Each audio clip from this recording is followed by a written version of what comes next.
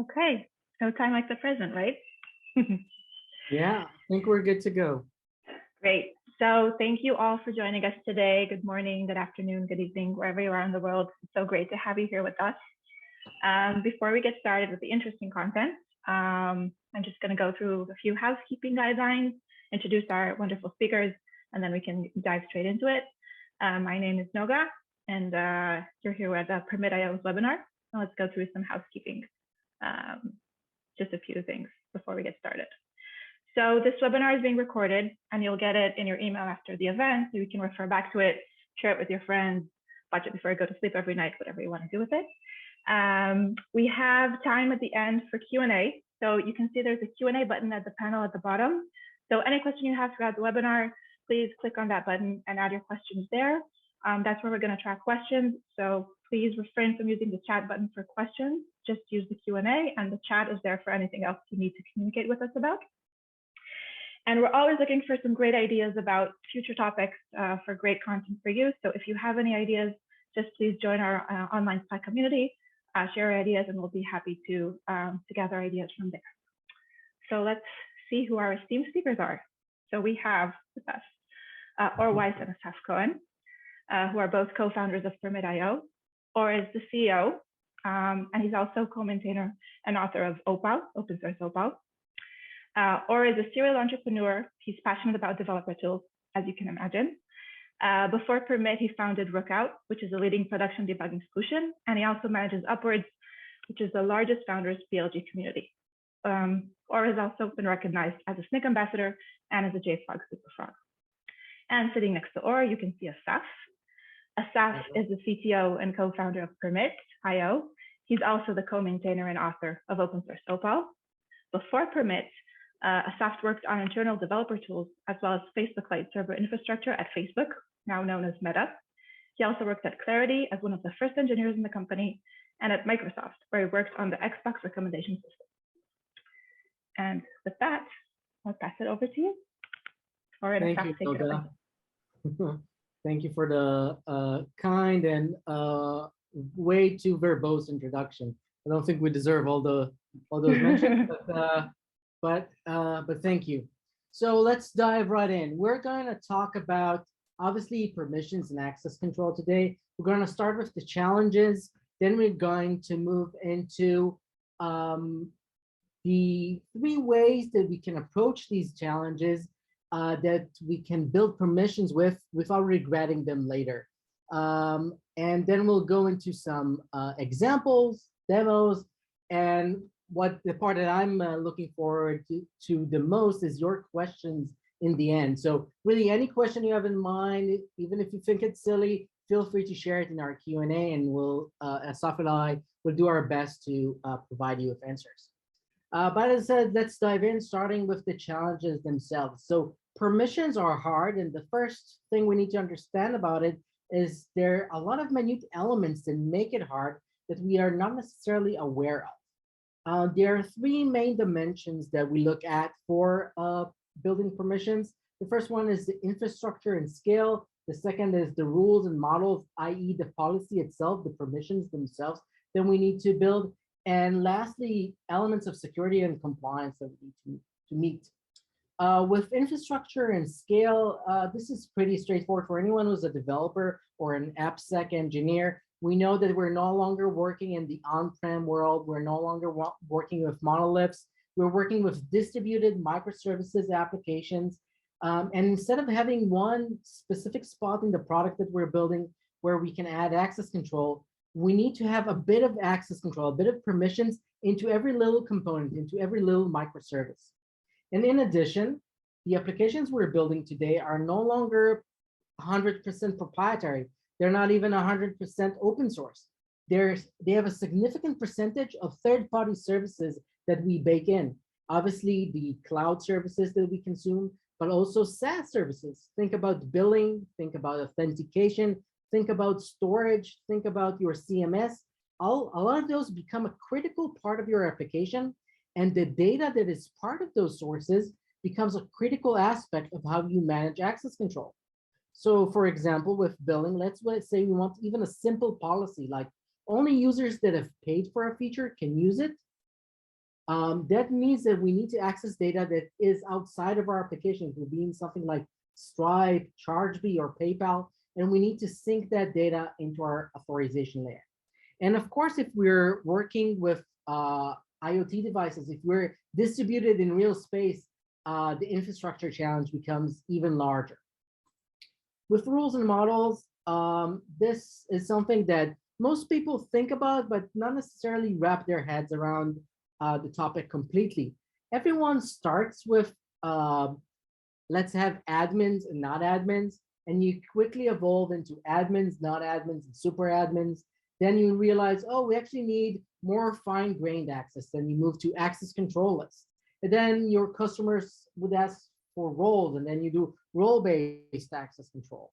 And then you need role-based, but you need to, aside of just the overall resources of your application, you also want to have specific ownership on elements. And then you add the ownership attribute, bringing you to what I like to call role-based access control plus ownership. And as you add attributes in, you will start to drift into attribute-based access control, ABAC. And as you build more and more complex relationships, you might be starting to look at relationship-based access control, REBAC. And this story never ends. There's always another model. There's always another feature that we need to bake into the policy that we're creating. And there are a lot of data elements that we need to combine in to enable this. So it's not only complex policy, but complex data schemas that we need to have combined into the offering. And with the data here, a lot of time people get confused and think, oh, my DB schema for my application and the schema for my authorization layer are basically the same. Initially, if you do role-based access control, it would look like that. But as you start to move forward, you realize that the two layers require different schemas, different queries, and have different performances and indices that they require from your database. And that's often where you start to feel that your data layer doesn't support your models anymore, and you need to readdress it. And obviously, there are constantly more complex rules. You want time, you want geolocation, you want a lot of other elements that can come in and become a requirement for how you're building your product and how people are using it. And lastly, security and compliance. SOC 2, ISO, even FedRAMP, and obviously things like GDPR and CCPA are no longer optional. Almost any SaaS product or almost any software product you build today would have to face compliance and regulation very early on in the process. And if you look into those requirements, you'd realize that most of them translate into processes and into access control checks and balances. So by realizing that and addressing it in advance, preparing to have auditing, preparing to have privacy and those checks and balances within the product from inception, from the beginning, we can really minimize the friction that we have to meet compliance and security standards. And these elements are kind of intersecting together, they impact one another. A requirement from compliance would affect how and which policy models you'd be using. The security demands that you need to meet will affect the performance and infrastructure that you're trying to create. So long story short, this is really hard. And I had to learn this the hard way in my previous company, Rookout. I ended up rebuilding our access control 5 times when the company wasn't even 5 years old. I love to think about permissions as kind of the gift that keeps on giving. So now when we kind of realize how challenging this is and why, in essence, this is challenging, let's start to move forward towards why we need to address this and how we can address this. So one critical point is that this is hard, but it's also critical. Access control is being recognized as the top A1 item for the OWASP list today, with more than 94% of applicants identifying it as an issue that they actively have with multiple occurrences. So it's not only a big and hard problem to solve, it affects a lot of companies, a lot of people, and a significant percentage of the applications being developed. So now let's try to approach this, and we're going to cover the 3 ways to add permissions to your product or to obligate permissions in your product. in a way that you won't end up regretting. It's easy to regret this. As I said, I ended up regretting this myself, finding myself having to rebuild the access control for the product multiple times. But we are hoping to bestow upon you here several best practices and tools that you can use so you won't have to go back to scratch, that you won't have to rebuild, that you'll be able to set up a good groundwork and grow from there. It's important to realize and to take into account that with all that we're going to present here today, you don't have to cover everything from day one. That's a stupid idea. Trying to build all the options and all the capabilities from day one is a waste of time. But realizing that you need to address them at some point or another is the critical difference. And knowing which tools and how to use them when you get to those points could be a really critical difference. So the three ways that we're going to mention are best practices, open source, and services. We're going to cover each one of them. And I'll also add that you can mix and match. You can have some capabilities delivered by one and some parts of your product covered by another, but all of them kind of layer on top of one another. When we'll talk about open source, you'll see it relies on the best practices. And when we review SaaS offerings, you'll see that it uses both the open source and implements the best practices that we'll cover. So let's start with the baseline, the 5 best practices. I'm going to do a quick run of this. If you want to dive into this more in depth, you'll find on our YouTube channel the OWASP talk that I gave at OWASP. And once we share this deck with you, you can also access it from the link here.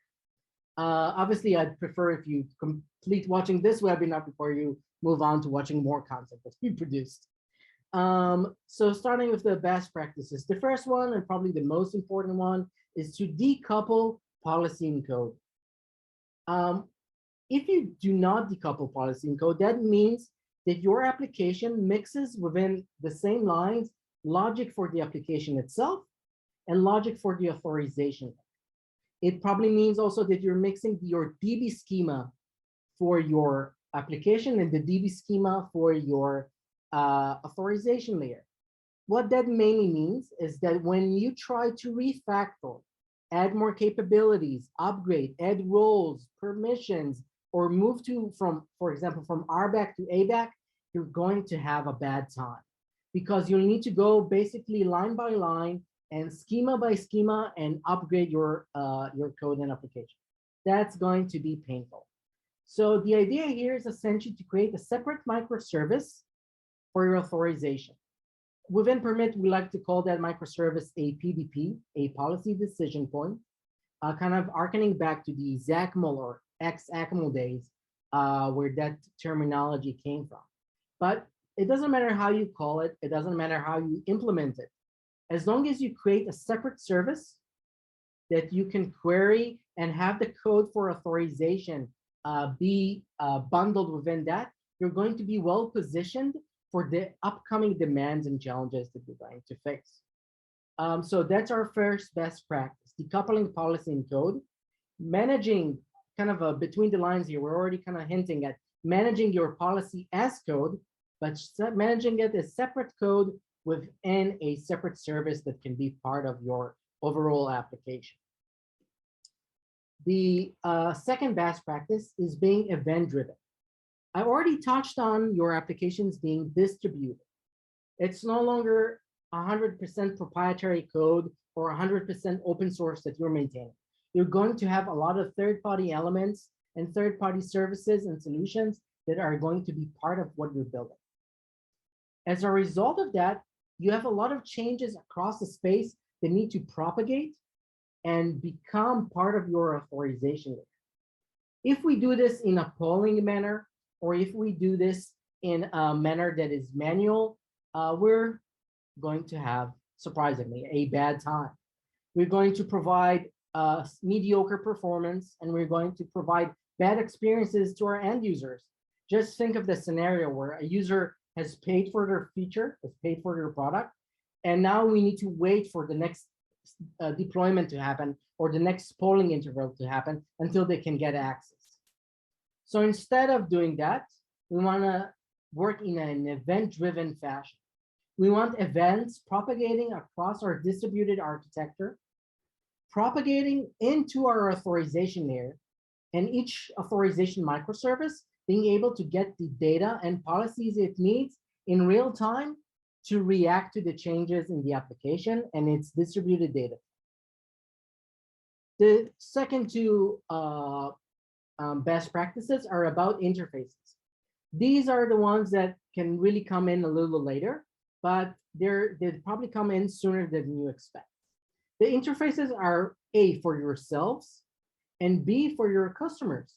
With access control, which is a critical experience for any product, like if people can't access your product basically doesn't exist. And we need two groups to access the product. We need our own stakeholders. That's ourselves as developers, ourselves as AppSec managers, ourselves as product managers, security, compliance, sales, professional services. All of these people need to work with a back office where they can manage the experience for the product that we're building. And the second tier here, or the second pile, is the customers themselves. It's very common to expect, and it's basically a standard for people to expect the ability to have a modicum of self-control within the applications that they're working in. They want to be able to see what they did on their own. They want to be able to invite other users on their own. They want to be able to assign roles and permissions on their own. So while we don't necessarily need to provide these from day one, we're definitely going to need to provide those down the road. So we need to recognize that and think how we layer those interfaces on top of that microservice and distributed data plane, event-driven data plane that we described. Lastly, and basically the best practice that brings all of these together is GitOps. With GitOps, what we're basically saying is that there's no need to reinvent the wheel. When it comes to managing policy, when it comes to doing versioning for controls, when it comes to having checks and balances on software, managing all of those through a Git CI process will give you most of the advantages. So now let's imagine we have a proprietary, even a proprietary microservice that just returns true or false for access according to a configuration that we have. If that configuration sits as part of our Git repository, and we control how it's being deployed, and we can do tests on it, we can do benchmarks on it, we can do code review on it, we can do testing on it before we deploy this to production, we'd be much better positioned to analyze, audit, control, and integrate all of this if we don't. And there are a lot of great practices working with code in Git or in generally in any source control that if we adopt here, would kind of bring everything together. So those are our 5 best practices. So if you go about trying to build on your own now, adding permissions to your application, just keep these in mind. You don't have to cover all of them from day one, but if you keep them in mind and you build towards them gradually, you'll be able to be, to at least some degree, future-proof. And especially with the separate microservice, as I said, it can be something that just returns true or false according to a hard-coded configuration in Git. But then you can add something that is event-driven. You can track changes in Git, or you can track changes through an event-driven channel and update that microservice through that. It's already easy to see, I believe, that how you can gradually evolve to cover all of the aspects, but not necessarily covering them from day one. Now that we have the best practices in place, let's talk a bit about our open source options. So with open source, what's interesting about the permission space is that it's still nascent. The market hasn't come up with a distinct answer of what's the right way to manage your permissions yet. There's still a debate going on. There are obviously leading options within that debate, but the debate is still raging, and that's actually one of the cool things that we find exciting in this space, to see how things evolve. So you need to kind of keep an eye on how things are evolving. If you're building this with your own open source, if you're adopting open source on your own, you kind of need to track what are the best practices that are evolving. But you can already look at two main options. One is code-based agents led by open policy agents, which we'll talk more about, and graph-based agents led by Google Zanzibar. Google Zanzibar is a white paper that Google published on how they do authorization within Google, especially for Google Drive and for YouTube and other large-scale solutions. But Google haven't published the source code for that. Thankfully, there are a few other companies listed below that you can look at for using those options. If you're building a large-scale solution, aka you're catering to millions of users, you'd probably want to look at Google Zanzibar. But if you're catering to sub 1 million users, at least at this point in time, you'd probably find yourself better suited with the code policy agents. They provide lesser latency and more simplicity to get started. Down the road, you'll be able to combine them both, especially if you use a service like a permit that we'll cover later. Moving forward into OPA, Open Policy Agent. So we talked about having that microservice for authorization. And we talked about being able to implement it on our own. But the main thing is we don't have to. We can rely on an open source project like OPA that created it for us. OPA basically works by loading policy in a language called Rego, which you can see a sample for here below, and data in the form of JSON documents into the agent. And then your service can interact, your application service can interact with OPA to get answers to authorization queries, i.e., can this user access this element in the application? By writing policies in a proprietary language that is focused on access control, we can both get better performance and more manageability and more focus for building permissions. By the way, Rego is a derivative of Datalog, which in turn is a derivative of Prolog. So Rego is a logical programming language. Essentially, the engine runs for you, OPA runs for you between multiple rules that you create to find the right answer for you and make sure you don't miss any elements as part of that query. OPA was really built, it was built initially as a general purpose decision engine, but it really found its a highlight in the sun within the Kubernetes ecosystem and specifically within the CNCF, becoming a CNCF graduate project. OPA is battle tested. It's being used by companies like Netflix and Pinterest in production. And actually, a lot of the things that those companies created for their own to be able to use OPA in the application layer is what inspired Asaf and I to create Opal, which we'll talk about in a minute. The main thing that brought us to create Opal is the challenge of loading policy and data into OPA. If you have one instance of OPA or a few, your life are pretty easy. And if you're just doing infrastructure access control, things don't change that quickly. But if you do application access control, and if you're managing more than one instance, you're going to face challenges in just keeping OPA up to date with your changing application. This is, by the way, touching on our second best practice, which is being event-driven. And this is where Opal comes in.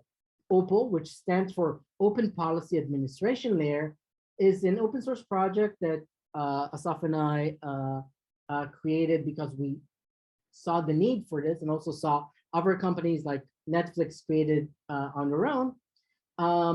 So Opal is used to keep OPA up to date, and it uses a live lightweight pub/sub WebSocket channel between a client and a server, where the server manages the world picture and the update flow, and the client is responsible for receiving updates and fetching the needed data to load into OPA.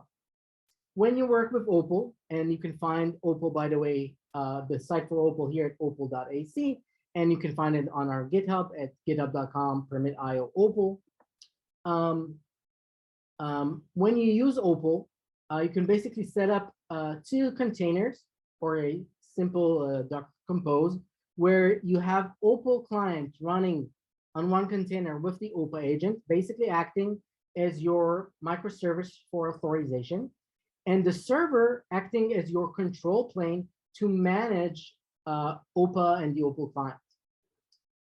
There are 2 channels for updating Opal. There's a channel for data and a channel for policies. Both, as part of the pub sub channel, are topic-based. So when you do policies, the default is to manage them in the Git repository, but you can also manage them through an HTTP server. But the basic flow is you have Rego files sitting in your Git repository. You push more Rego files into that Git repository. Opal server tracks it for you, either ideally through a webhook coming from the Git repository, or if you're slightly more lazy, through a polling interval. And when you update those changes, when you push new policies into Git, the Opal server tracks them and trickles them down into the multiple Opal clients that you might have registered to that server. Each of them according to the topic, and the topic here would be deduced from the folder names for the Rego files. Those would trickle down to the Opal clients that registered for it, and then pushed into the policy agents themselves. For data, it's slightly different. One of the main concerns that we wanted to tackle with Opal is a need-to-know basis or zero trust layout, and basically making sure that only the clients that need the data access the data, and the servers don't need to access the data at all. So when the Opal server sends updates on data, it doesn't send the data itself. Instead, it sends instructions to the Opal client on where to fetch the data. And then in its turn, each Opal client would go to the data source directly. It can be a third-party service. It could be a database resting right next to it. It could be another API service. And it will go fetch the data, and according to the instruction, load it into OPA. You literally pass in a path of where to load the data within Opal. Opal can be taught to retrieve data from multiple sources through an extensible plugin mechanism called data fetchers. Essentially simple Python modules that you can load in, and through them basically teach Opal to work with any database, service, or anything else that you want. And of course, once in the background, the Opal architecture updates the policy agent, when the application actually comes to query it, it's already up to date with the policy and data that it needs. Opal also sets health checks and readiness checks that you can combine into the policy to make sure that you're making the decisions according to a consistent state. So that's Opal, and it's, as I said, an open source project that we created on top of OPA. We have a full demo for Opal, showing you how to set it up, how to configure it, how to set up a Git repository, how to set up event updates, and everything. Also, it's all available in the Git repository, but it's also available as the recording for the previous webinar that we did. So if you want to dive into Opal, if you want to build this through these open source tools, you can watch the video on our YouTube channel or through this link that I mentioned before. The next step in our journey, so we talked about best practices, we talked about open source. The next journey in the evolution is a SaaS offering. With a SaaS offering, the main thing that you get is everything bundled together. So instead of having to maintain the open source on your own and having to learn Rego on your own or any other policy language, you get tools to manage your policies in a way that optionally a layman can do. And in addition, you're getting a lot of interfaces. Those interfaces that we mentioned before as part of the best practices, interfaces for yourselves to manage this, and interfaces for your other stakeholders that you want. So things like user management and API key management, and a policy editor that would generate Rego code for you, or Polar code for you. And things like impersonation, the ability to view the system as if you're another user, without actually logging in as that user. Emergency access, approval flows, the ability to ask permissions from another user, or role assignment, or the ability to invite another user. A lot of basic capabilities that you've basically seen across a billion applications, and every time you saw them, some poor schlep of a developer had to create them from scratch. So you can always build those on top of the open source. You can build that on top of the infrastructure solutions and with the best practices we described. But if you don't want to, you can use a SaaS offering, a service that will bundle all of that together for you and make it accessible for you with less effort. That being said, you can, as I said before, you can mix and match. You can have some of the things managed by the SaaS and some of them being managed by the open source or by best practices of things you build on your own. As long as you create a unified plane, ideally over Git, you can have all of those things play together. So for example, if you choose permit.io for your SaaS offering for a permission service, it generates code for you and pushes it into a Git repository. You can always add more Rego code or other code on your own into that Git repository. You can always have multiple packages in that Git repository and have different services consume it in different ways. So you can always get that unified plane, that unified concept of best practices. The main question that you need to ask yourself at each point in time is, what is the right amount of effort for you at this point in time?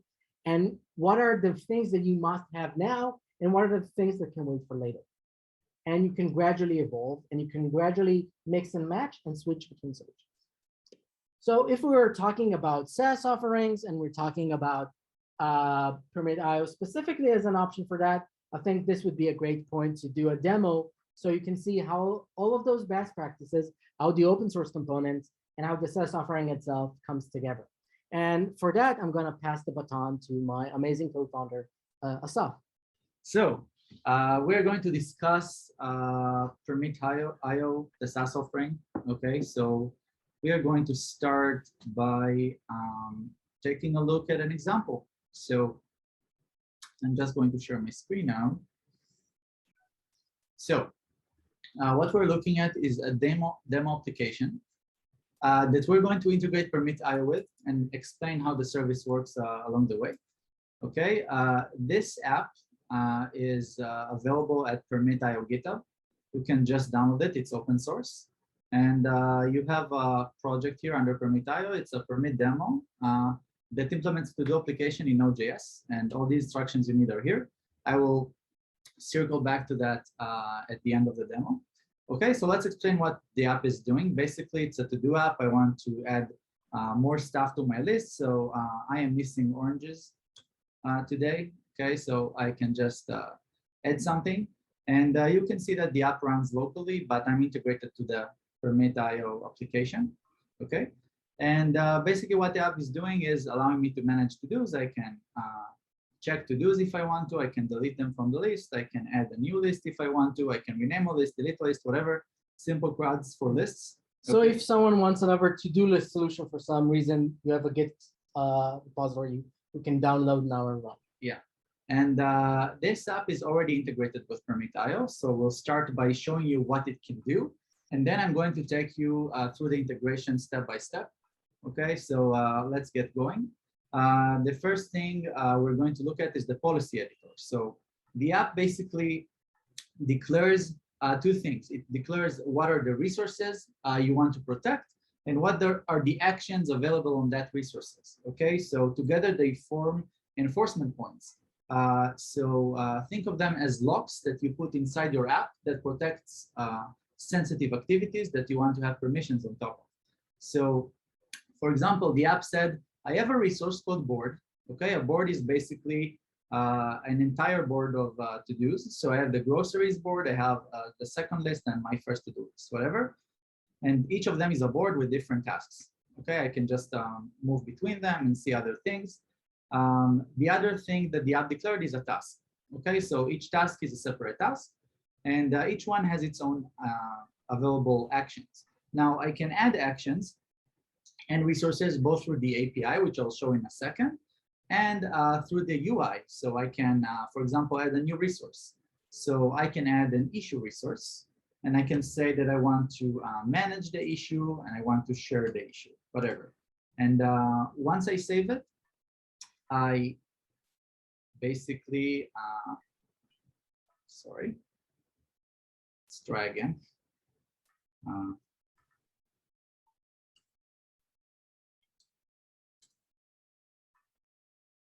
Yeah, I don't know what happened right now.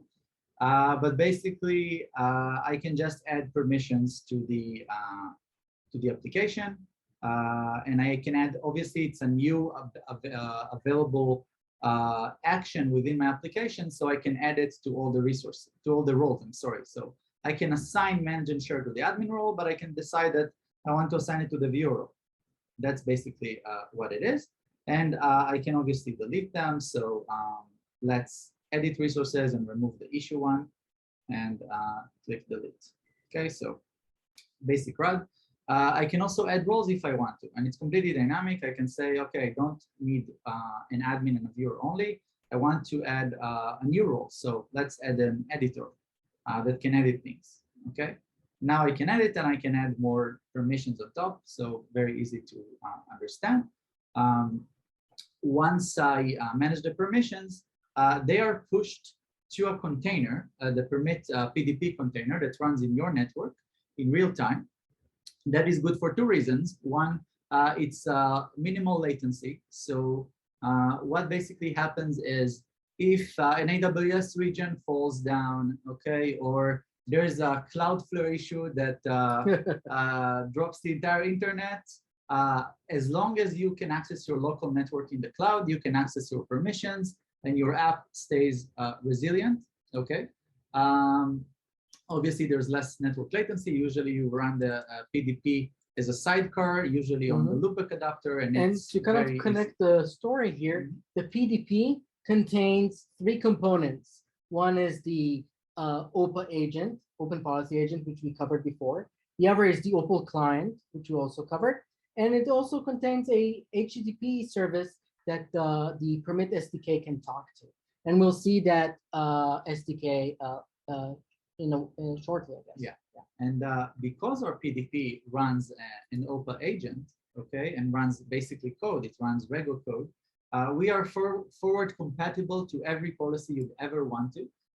Basically, we translate these objects into Rego code and we push them to the container in real time. And then you can just have any permissions that you want. If we add a new feature, for example, next month we'll have attribute-based access control, then you'll have it completely without upgrading the container. It's just like available. By the way, that's not a blanket statement. That's actually a feature coming soon. So you're seeing role-based access control, and next month we'll have attribute-based access. Yeah, so I'll just connect it finally and show you that I'm running a Docker Compose. This Docker Compose is the same one I showed you before. You can write it yourself in this link. Basically, I'm just running a make run basically, and you can see that we have the PDP container, and it just like listens to events, and every time I change something, it will change. So, for example, I want to delete the oranges. I don't want it in my list, but now I'm going to change the policy by saying that I don't want an admin to be able to delete tasks anymore. So I'm going to change the permissions. I'm going to hit save. Once I'm hitting save and I'm trying again, the permissions are not granted. So this check is done in the backend of to-dos, which runs on the Docker Compose, which I'll show you in a second. Okay, but basically what we see in the logs is that we just push, sorry, these are the audit logs. But basically we pushed here a new policy update. Okay, so that's basically Opal under the scenes. So we pushed the policy update and now it's available. So no wasted network connections. Every time you do an update, we just push something pretty lightweight, and that's it. And we can also see the decision log itself. Yeah, so I will try again, and I will change the policy, and I will delete the task, and I will just go to the logs, and it takes usually about 10 seconds, but let's try again to propagate. Okay, but I can see that I tried to delete a task, and I couldn't. I was denied, but now I tried again, And I was allowed because I got the admin role, basically. And the admin role has that permission. Yeah. And you can see that we toggled everything in real time. Everything updates automatically and seamlessly, thanks to Opal working in the background, doing that event-driven dance that we described before. Yeah. And finally, we have the user here that is connected. That is my user on this app. It uses Auth0 for authentication. And I just can see it in my user management, and I can invite more users, and I can assign new roles, and I can decide that I want a viewer role now. And this is completely dynamic. So once we saw what it can do, let's see how we actually can integrate this. So I'm going to do a live demo, and let's hope everything works. Basically, I'm stopping the Docker Compose. And let's even do whatever you'll be doing, which is a clean clone. So just gonna do this, and I'm going to clone this example repo to my computer. And now I'm going to do demo webinar make install, and I'm going to install the dependencies. Basically, what it's doing is installing a bunch of npm packages. Once it finishes, we can see how to integrate the application. In the meanwhile, I will show you the code of the application. It's not very difficult. It's basically, we'll see the client is basically a React application. We're not going to go into the client too much. So the client is basically the UI that you see here. And we can actually see the API as well, which is an Express application. Okay, and this one is clean without permit. It just works. Everything is allowed. You don't have any permissions whatsoever in the app. And this one already is integrated with permit. Okay, so that's basically how the demo repository is structured. So within the API, it's basically an Express app. And I can see that I have the app TS, which has a bunch of Express middleware, and basically has a bunch of DB models. This is SQLite, and I have an API routes that basically do prod, nothing special, just REST API. Okay. To be clear, this is the shared to-do. This is the to-do list application. So it's a Node.js application, and the demo repository provides two versions, one with permit and one without, so you can compare and see how the integration actually looks and play with it yourself and try and integrate it yourself if you like. So I'm just going to start the application, the front end and the back end. Sorry.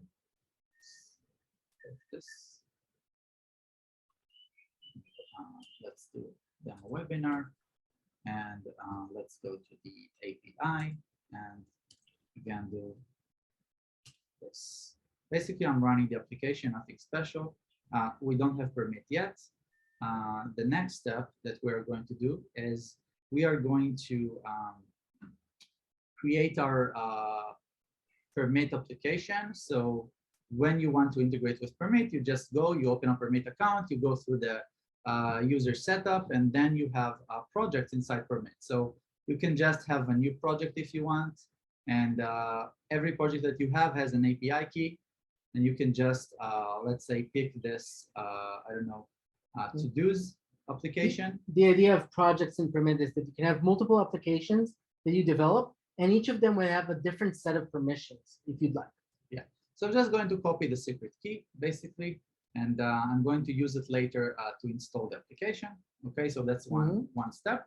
The next step is basically to connect the application. So dashboard connect, very easy. I'm going to get Docker run command that runs the PDP on my machine. Now I'm not running within Docker Compose. I'm just running locally on my machine. So I'm just going to start a new shell. Sorry. And I'm going to just paste from permit as is. Okay, something. Okay. Yes, Zoom is taxing my Intel machine. Time to move to M1. Yeah, we actually are moving to M1 within permit, so I'm the last one. Okay, so I just started the PDP and now I'm connected to this project on permit and I have all the local permissions within that project, okay? The next step is to just add the permit SDK. So we are going to start a new file within the project and just copy the file. So I'm going to go to source API and say, sounds like under security, I'm going to do authorization TS. Just going to paste the init code. So basically, oh, very important, I need to install the NPM package for permit. So I'm going to go now to the backend here, and I'm going to do npm install permit I. So I'm installing the npm package. This is our Node.js SDK. So we need that in order to integrate. And we'll paste the token in the meanwhile. So obviously never put secrets inside your repository when you're actually deploying something. Use something like GitHub Secrets or HashiCorp Vault or AWS Secrets Manager, but never, ever, ever put secrets in a repo. But here we're just doing a quick demo. Yeah, so that's okay. So I'm going to look at my PDP shell. I'm going to just copy the key now. I need the key, so I'm just going to put it here, right, in the token. And the next thing I need to do is to connect to the PDP. So basically what the Docker is doing is running on HTTP, localhost 7766. That's what I need to do. So you can see here, it will show you basically when it runs. So it runs on 7000 inside the container, but outside it's 7766. That's basically what it does. So when you connect the SDK, you need to connect the API key and you need to connect where the PDP is relative to your machine in the network. And let's just say debug mode is true. Okay, so that's it. And let's see if we already installed the package. NPM takes a while now. Maybe there's a network issue. Let's give it a couple more minutes. Worst thing, you can just download the entire thing and run it in one command with Docker Compose. But I'm just going to go through the code in the meanwhile. So I initialized my permit SDK, and I'm just going to export permit. Okay, why I'm sorry.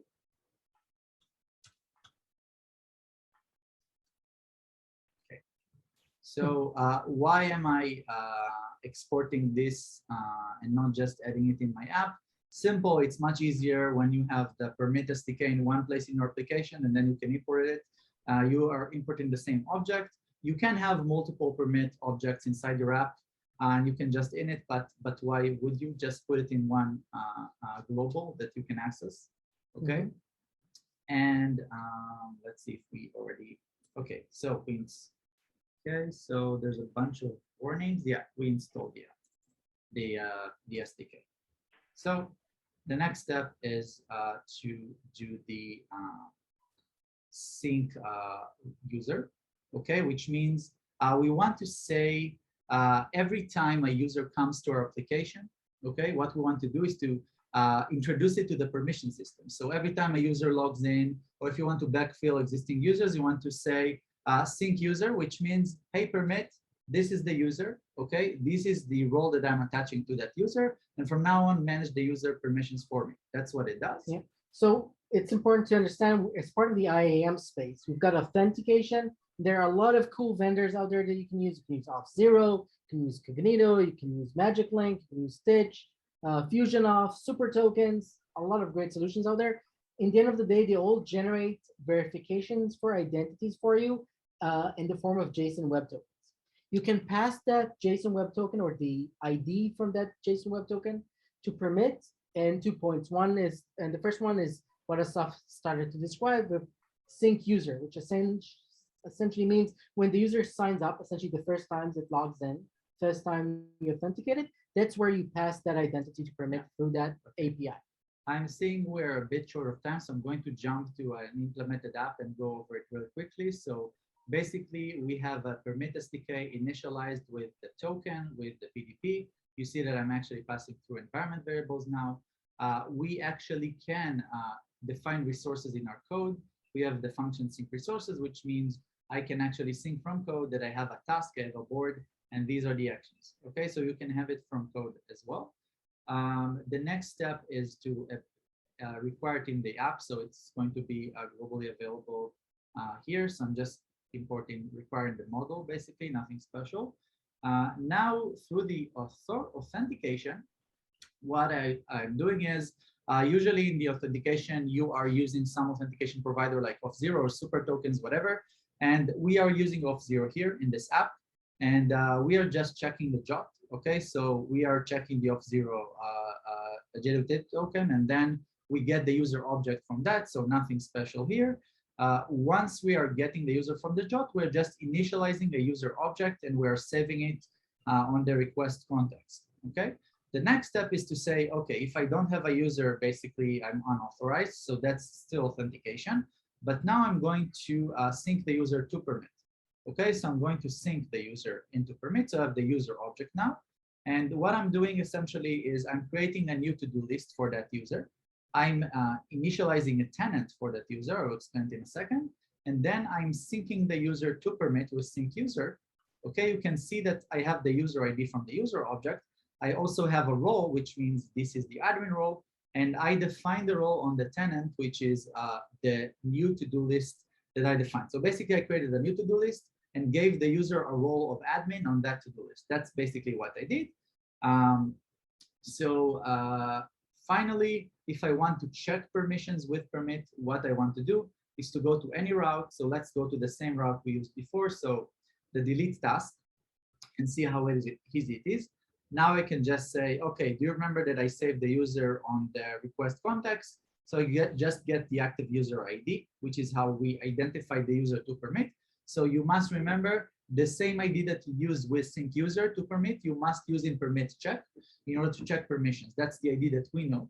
Okay, makes sense. It's usually easy because it's you'd use the same ID you get from your authentication. So you just look at the JSON Web Token and propagate that. Yeah. And then we say we pass the action of delete and we pass the resource of task. So we want to check delete task and we want to check that within the tenant of the board.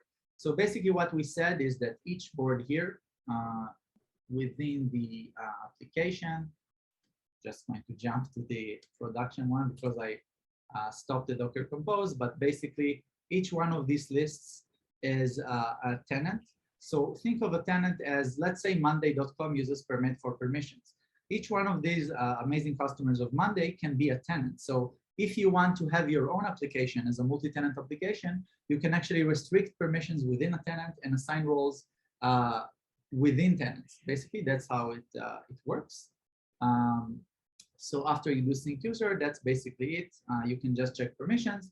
And if I'm jumping back to the previous logs of the Docker Compose, you can see, sorry, I think it's this one. So you can see that once the PDP will get permission checks, it will actually give you a very detailed log. Code with colors is allowed is green, not allowed is false. Also, white was allowed or why wasn't it allowed. So very easy to debug this way. And the audit logs that you get from here, you can also obviously pipe into your SIM or your logging solution. Yeah. And you obviously get it in the UI and permit as you saw. Yeah, and finally, if you want to play with this application, this is open source. You can just download it. You basically do just one command. You will need a permit account. So basically open an account, get your API key, put it inside .env. Again, don't commit it, never commit it to your repo. And just run the command, run with permissions, and everything just works, and you can play with it. And of course, everyone can create an account for free. There's no forms to fill or credit cards or anything. Yeah, it's completely free. And finally, we're available for questions on Slack. So if you are getting into trouble, even better, we're available for questions now. Yeah, we're a bit over time, but we'd be happy to stick in and hear your questions. If you've already left them and you don't have time, you can always go back and watch the recording later when we have that. But Noga, let's get started with the questions. Right. Great, great. So let's dedicate a few minutes for questions. We're at the top of the hour almost. So we have a question from Kevin. He says, okay, it's a long question. The model of external data integration, such as an API database via Opal, as you explained, has the signal to fetch data as a Git commit. This is a relatively static model where someone somewhere has to make a Git commit to distribute data changes. Is there support for more live data sources not requiring Git commits? For instance, polling for data or force poll? Great question. And I kind of touched on it, but maybe it wasn't clear enough. Opal has two channels for updates, one for policy and one for data. The Git channel, while you can load data through it by creating a data.json file, it's mainly meant for basic kind of baseline data, and most importantly, just for the policy, for the Rego code. The main data that you load dynamically is in a separate channel, in the separate data channel that is loaded by the data fetchers. You basically have the ability to configure data sources, which are usually external servers, either an HTTP server or a database that the Opal client will go and fetch data from directly. So, and when you want to make an app update happen there, you just send in a webhook to Opal. You'll tell Opal either through the CLI or through its API or directly through the broadcaster channel, through the backbone pops up. You have the ability, we didn't touch on this in this call, but you have the ability to layer Opal on top of Kafka or Redis or Postgres List Notify, and you can just send in a message on top of that channel. Opal will receive that message, and according to the topic you've communicated, it would send instructions to the different clients. And that obviously is a lot quicker. It's not static. It's not coupled to the changes in the Git repository. It's something that happens constantly in real time. There's a lot more to cover here. Just the data channel of Opal, we can probably talk, do a full webinar just on that. And the different data fetchers. There's a Postgres data fetcher, and there's a LDAP data fetcher, and there's obviously the built-in HTTP data fetcher, and you can write your own data fetchers. But I hope I covered the basic elements of that question. And Kevin, if I didn't, just shoot me a message on Slack. And let's move to the next question. Oh, sorry, I was muted. He said it was a perfect answer, and thank you. Okay, we have a question from Alan. He says he saw the PDP option. What if he doesn't want to run a container? Can you run it for me? Yeah, for sure. So so of course, if we're talking about permit, not about Opal. So Opal is open source. There's no services involved with it, like aside from us helping you set it up. If you use permit, we have what we call a cloud PDP option. We can set up the PDP for you. And we can set it up in a region of your choice on that AWS. And that's basically it. That being said, we do encourage people to run the PDPs on their side, because as Asaf described before, that gives you very low latency. The PDP is on your side, it caches all the data that it needs, and when you query it, it answers from cache. So there's no outgoing queries. But if you're obviously going outside to our cloud, there's additional latency. There are obviously pros and cons, and you can also mix and match. Great, thank you very much. Okay, next question. Okay, how do I access the Rego code generated by permit? Okay, that's a good question as well. You want me to take this? Yeah, go ahead. Okay, so basically under the scenes, permit basically is cloning a Git repo with Opal. Nothing special here. This is just Opal undercover. So what you can do is we currently have a beta GitOps feature that you can opt into, talk to us. And what it will allow you to do is just to push your own custom Rego on top of our own. And you can actually mix and match our Rego with your Rego. So what Permit does, it manages a bunch of models for RBAC and very soon ABAC and RBAC, okay? And it generates its own policies, but you can actually add your own Rego policies on top, and you can add whatever you want. So this is currently private beta. We will probably next month ship GitOps as self-service. So you will connect to your GitHub, and just host the repo there, and you can just push whatever you want to your Rego code. We will also be able to later give you signals if your policy is actually secure. So part of the thing with permit is that we want to give you some kind of guardrails, not to push a policy that is either just incorrect or is not very performant, and then it will cripple your app. So that's what we will give you later this year. Yeah. So just to recap that, you can have the code generated by permit loaded into a Git repository of your choice. Even when it's in private beta, just ask us and we'll enable it for you. And as Asaf said, it will be available for self-service very soon.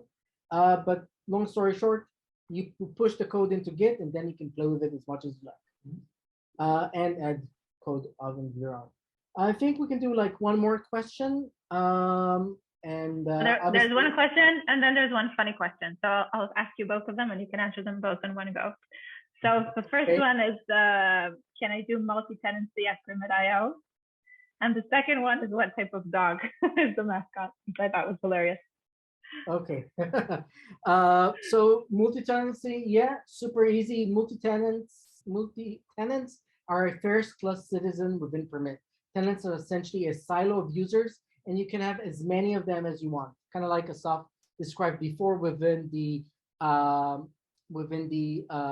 Share To-Dos app, you have multiple tenants, each of them a board, and you can also have them associated with other resources. And you can just create as many tenants as you like and manage them either through the UI or API. Very straightforward. Just look at my screen. It's just right there. Are you sharing your screen? Yeah. Yeah. Okay. How to create a tenant and how to select a new tenant, and basically that's a first-class citizen within Permit. Yeah, and of course also through the API. And regarding the dog, first of all, we call the dog Check. Our mascot, his name is Check, which goes well with the Permit Check SDK function, which is the main function we showed today and is important in general. And Check is an Akita. Akita is a type of Japanese breed of dog, and it really makes me think of Hachiko, which is a famous dog that was super loyal to his owners. There's actually a movie with Richard Gere. I discovered this recently on the story of Hachiko. But in general, Akitas are very loyal animals, and they're very suspicious towards strangers, but very friendly with close family, which we thought is perfect for a guard dog for your permissions. Hope that covers Great. the question. Great. Thank you, Or and staff. Thank you, everyone who joined us at this webinar. We hope to see you next time. You'll get the recording in the email, and have a great rest of your day. Bye, everyone. Thanks, you. Bye-bye.